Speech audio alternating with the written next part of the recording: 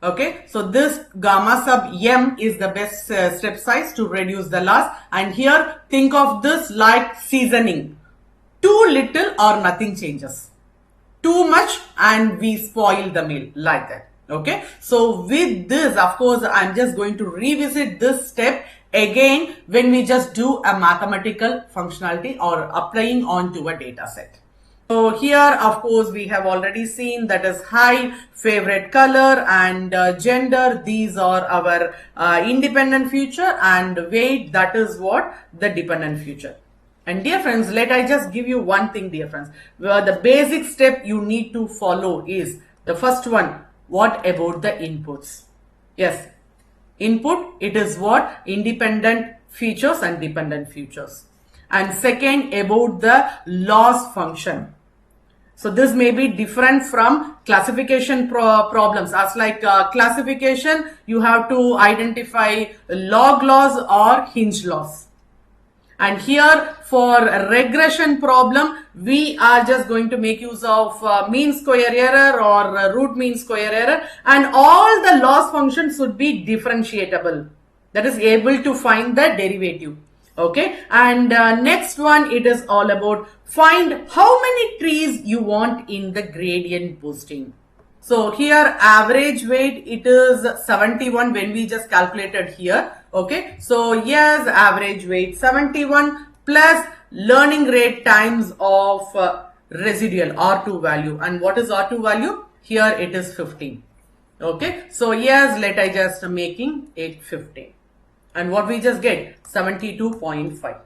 Difference, you can see 72.5, which is the significant difference from the actual weight. Difference basically after the base model, we use decision tree sequentially to boost the model as we go along. That is why it's called boosting technique. Dear friends, here this f sub m minus 1 of x is the previous prediction. And here x sub m of x is the output of the mth decision tree for this data point. And here, of course, we have already know this is the learning rate, and here we are assumed as that 0.1. Happy morning, dear friends. Here's yours, Dr. Rajanta. Welcome to Demystify with Ajay. Dear friends, today we are going to discuss another algorithm that doesn't just predict, it learns from its past mistake. Yes, as just like we do in life. Dear friends, this video is all about gradient boosting, one of the most powerful technique behind top performing models in finance, healthcare, and search engine. Okay, let's dive into the session, dear friends. Yes, imagine you are trying to guess someone's weight just by looking at them. Your first guess is rough. Now, your friend, a bit more observant, sees where you were of and adjust their guess. Then another friend joins in, improving it further. This back and forth continues until you arrive surprisingly close to the actual weight. Dear friends, that's what gradient boosting does. And unlike bagging or random forest that trains tree independently, boosting trains sequentially. Each new tree learns from the errors or residuals of the previous ensemble. And dear friends, let I just give you some mathematical intuition step by step. So we are giving a training data, a pass of input and output. And kindly just observe, dear friends, we have a combination of, yes, x sub I and y sub I. That is for, if we just have this for I equals 1 to n. What we have? Of course, we have a set of inputs and output as like x1, y1, x2, y2 until xn, yn combination. So here what is our goal is, yes, we have to find a function that is f of x that should be minimize the total error. And how far it is? Yes, dear friends, minimum of over f the summation of L, that is I is equal to 1 to N, and kindly just observe this is the exact loss between the true output Y sub I and the predicted F of X sub I. Okay, so here the F is the model where we are going to build gradually, and here the loss function, usually here we are just going to discuss today, it's on regression. So let me just identify the mean square error. And let us just break down the steps one by one. Initially, before going into step 1, I just want to specify the step 0, that is initializing a model. Dear friends, we start with the base model that predicts the same value for every input. That is the average for all target. And here, of course, F naught of X that equals Y bar, which is 1 over N times the sum of that is I 1 to N, which is sum of Y sub I. And here this gives us a flat horizontal line prediction. And dear friends, let me just first of all, let me just go for the step 1. That is, we have to compute the residual. Now we ask, how wrong were we? Dear friends, for each training point, we compute the negative gradient of the loss, and which is also known as pseudo residual. And here for mean square error, this becomes of course R sub Im, which is equals to Y sub I minus F sub M minus 1 of X sub I. Dear friends, this residual or like the direction we need to go. Whether we need to go this way or we need to go this way. So the arrows from our prediction to the actual value. So this is what the step 1. And once done, of course, let me just move on to the step 2. We have to fit a tree. Dear friends, we now train a small regression tree. Yes, of course, it is HM of X. That is H sub M of X approximates, where it is R sub Im. This is to predict those residuals. And dear friends, this tree acts like a patch, focused only on what our previous model, that is model previously got wrong. Okay, so with that only we are just going to do further. So this is what the exact step 2 to identify the tree. Okay, now let me just move on to the step 3. And this is to compute the step size. Dear friends, now we need to know how much of these trees prediction to apply. And here, this is the main thing. Kindly just observe. This is gamma sub n, which is the best step size to reduce the loss. And here I just specify, kindly just observe, dear friends, it is R min of this gamma, summation of L, Y sub I and F sub M minus 1 of X sub I plus gamma HM of X sub I. And dear friends, okay, so this gamma sub M is the best step size to reduce the loss. And here think of this like seasoning. Too little or nothing changes. Too much and we spoil the meal, like that. Okay, so with this, of course, I'm just going to revisit this step again when we just do a mathematical functionality or applying onto a data set.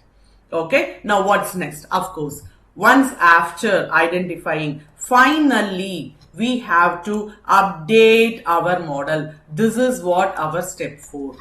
So update the model. How we are going to do with update? Of course, we identify f sub m of x, which is equal to f sub m minus 1 of x plus, and here we are going to have a learning rate times of gamma sub m into h sub m of x. Kindly just observe, dear friends, this is what the final updation of the model. Yes, f sub m of x equals f sub m minus 1 of x plus nu times, that is here learning rate. Okay, so nu times gamma sub m times and h sub m of x. And here this is our learning rate that controls how fast we move. Dear friends, let's take the example of a data set of height, favor color, gender as our feature and weight as our output feature. We have 6 records. The first step in the decision tree is to compute the base model, which is the average of all the weights. So here, of course, we have to make the summation of this and divided by, so totally we have 6. So of course, 8 is 88 plus 76 plus 56 plus 73 plus 77 and plus 57 divided by 6, which we just get 71.17. Okay, so when we give the training data set, the predicted value will be 71.17. So it's just the average salary we computed. So we are using it as like approximation of 71 for a better explanation. Okay, so now in the next step, we will compute that residual error, also known as the pseudo residual. Okay, so in regression, we use a loss function to compute error. So there are different loss functions such as mean square error, root mean square error for regression, and of course for classification, you just go with log loss and hinge loss for classification. Okay, so now here we are in regression, and dear friends, based on the loss function selected, we will compute the residual error. In this case, we will use a simple loss function. So the loss will be computed by subtracting, kindly just observe, by subtracting the actual value from the predicted value. For example, we use the calculation here. Okay, so resulting in a new column as here as R1, so representing the residual error. After establishing this base model, we will add one decision tree sequentially. Okay, so kindly just observe when on just making this calculation of subtracting this 71 from 88, we just get 17. So here 76 minus 71, it is 5. So 56 minus 71, it is minus 15. And here 73 minus 71, it is to the 77 minus 71, it is 6, and last but not least 57 minus 71, it is 14. So this is what our residual error. After establishing this base model, so we will add one decision tree sequentially. And dear friends, in this decision tree, my input is height and favorite color and gender, and here my dependent feature is not weight. It will be the residual.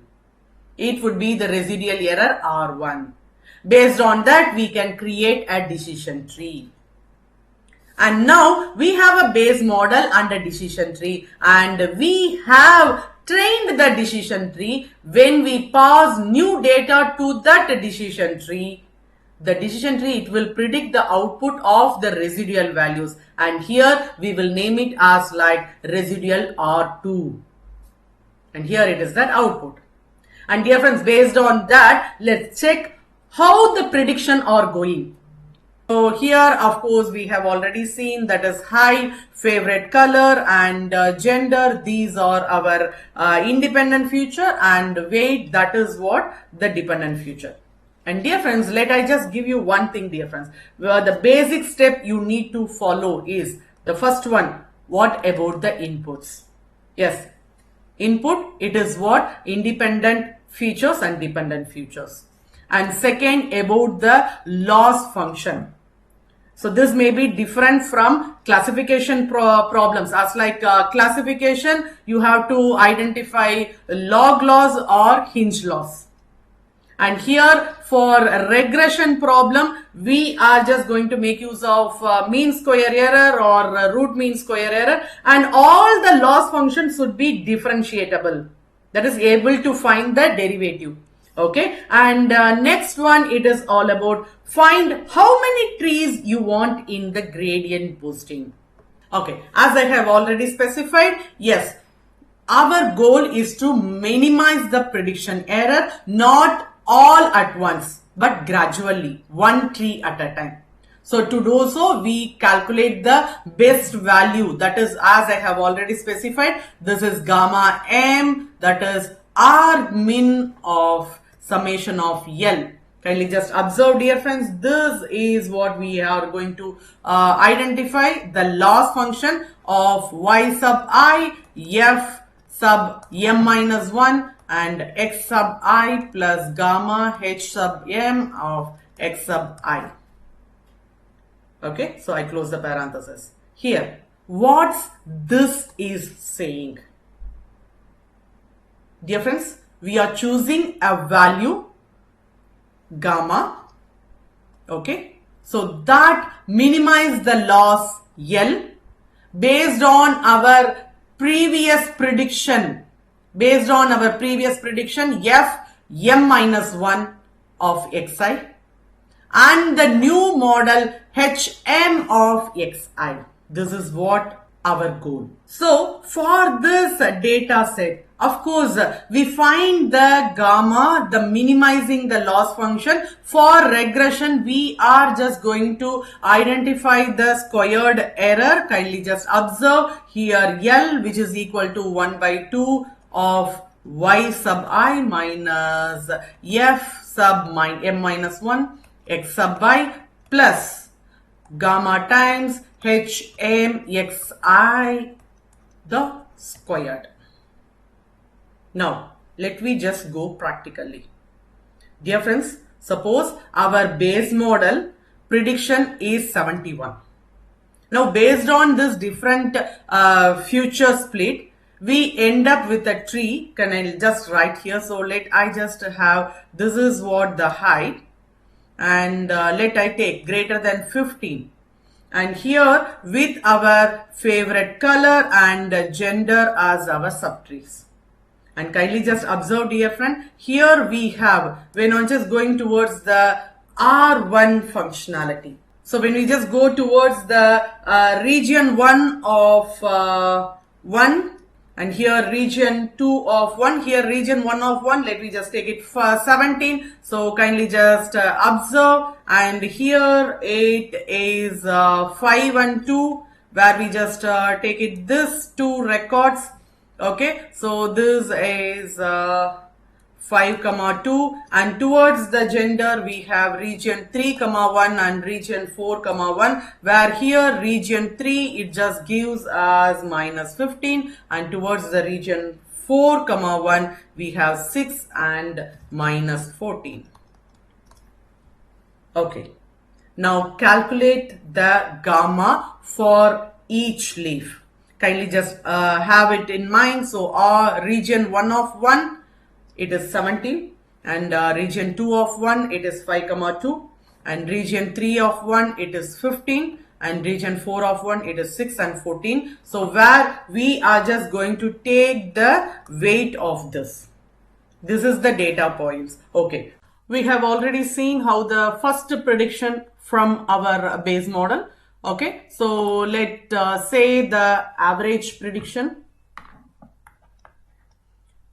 was 71. Okay, so now we got the residual. So the difference between the actual value and to the initial prediction. So, and we are ready to build our first decision tree on this residual.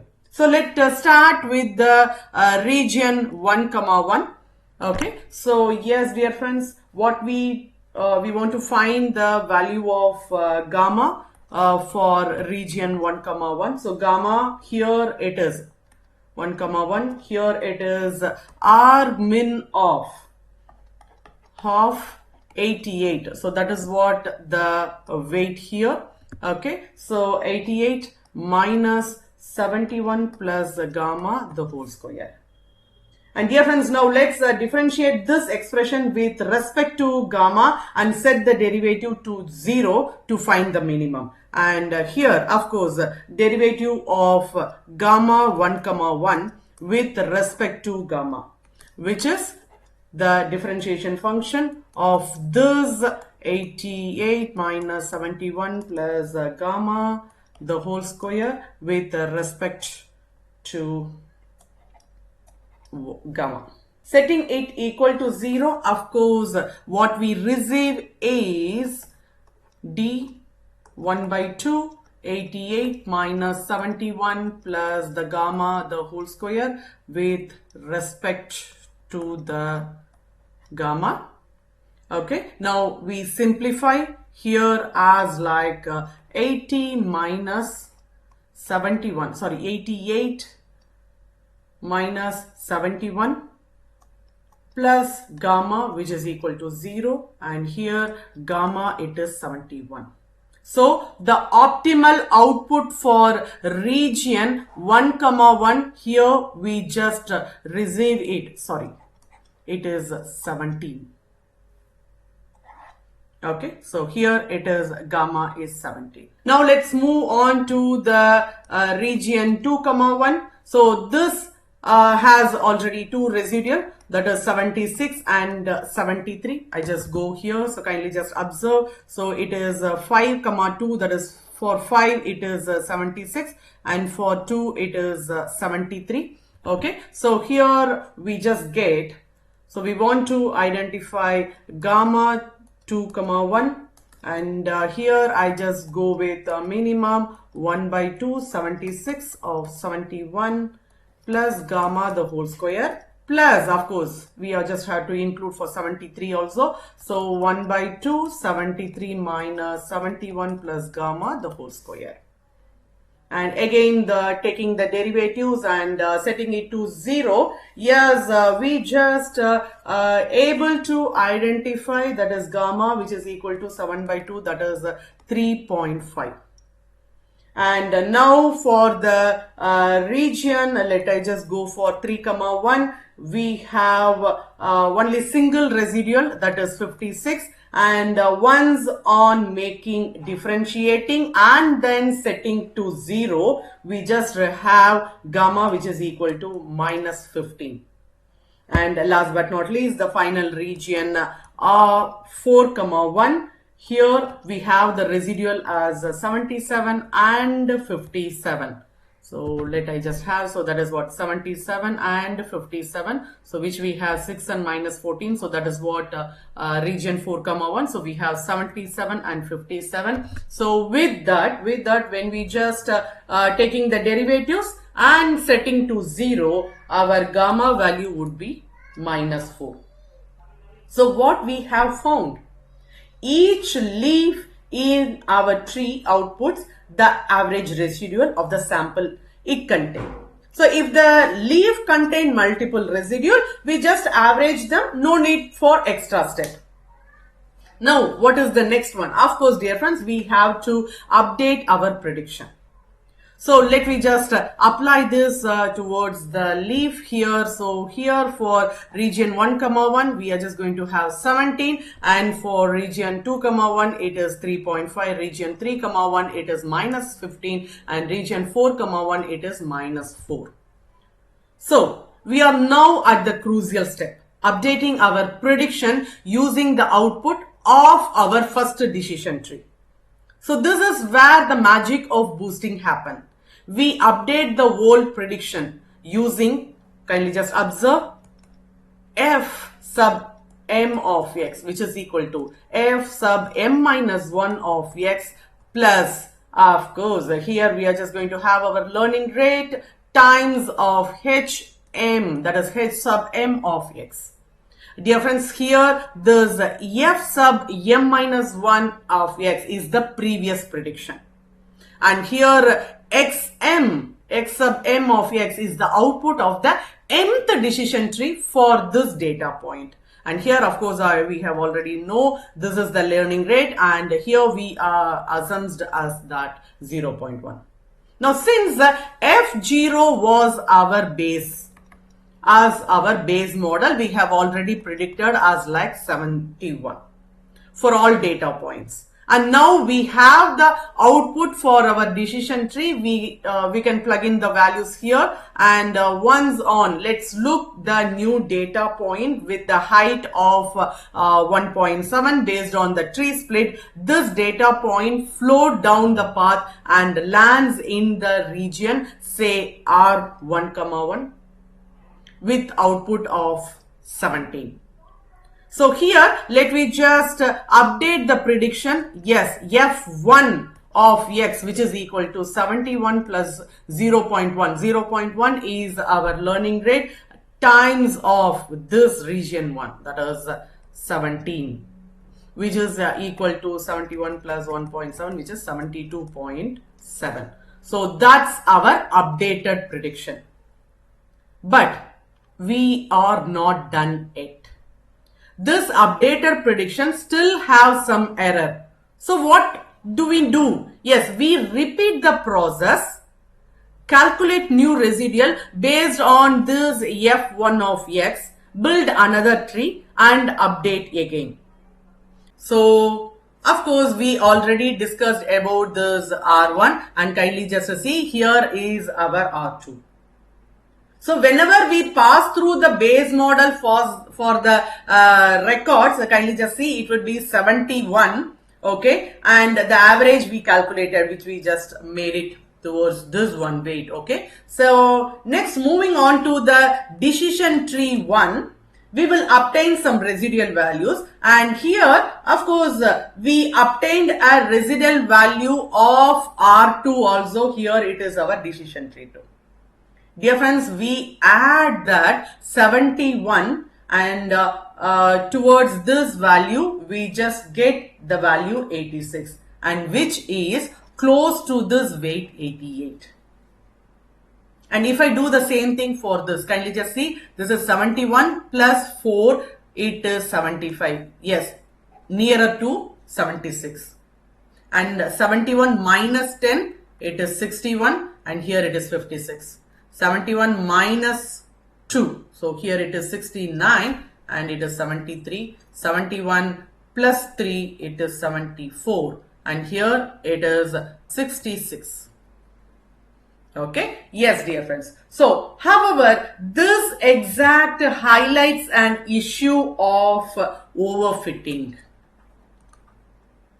Okay, so in the decision tree model, so we want to create a model that is generalized with low bias and low variance. So in this case, we have low bias but high variance, which means that when new test data is introduced, the value will likely decrease. To address this, we will add a learning rate. Of course, you can just use this one or alpha, whichever it is convenient, and towards the R2 value to the model. And dear friends, kindly just observe this learning rate. Of course, you can just make it as like 0.0120, a minimum value. Now, let I just assume the learning rate alpha, which is equal to 0.1. Let me have the predict weight. Kindly just observe here, actual weight plus alpha into the residual, that is R2 value. And kindly just observe, dear friends, here average weight, I just go before. So here average weight, it is 71 when we just calculated here. Okay, so yes, average weight 71 plus learning rate times of residual R2 value. And what is R2 value? Here it is 15. Okay, so yes, let I just making it 15. And what we just get? 72.5. Dear friends, you can see 72.5, which is the significant difference from the actual weight. So an additional decision tree will be added based on the residual, that is R2 value.